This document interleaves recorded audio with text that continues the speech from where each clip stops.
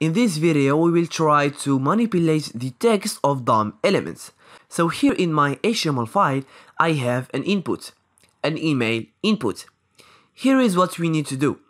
We need the code that takes the value we enter and combine it with this text. For example, if I add here this email, a@b.com,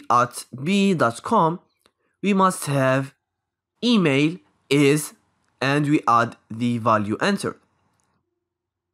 So let's see how we can do it. Of course, the first thing we need to do is to select these DOM elements. I gave to the h1 an ID of heading,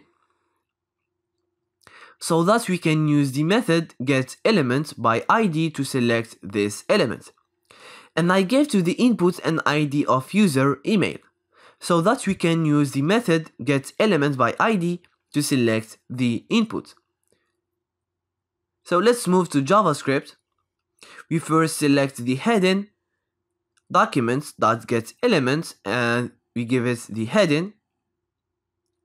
Then we select the input documents.getElementById and we give it user email.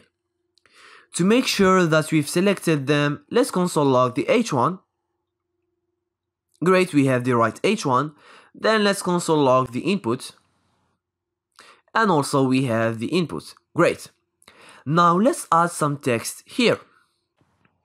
And to get this text with JavaScript, we use the value property. So input.value will give us the value.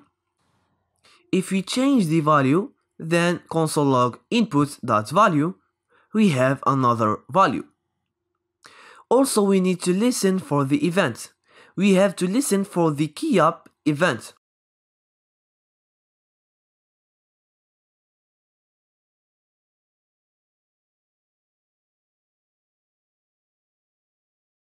For the moment, let's just simply logs changed.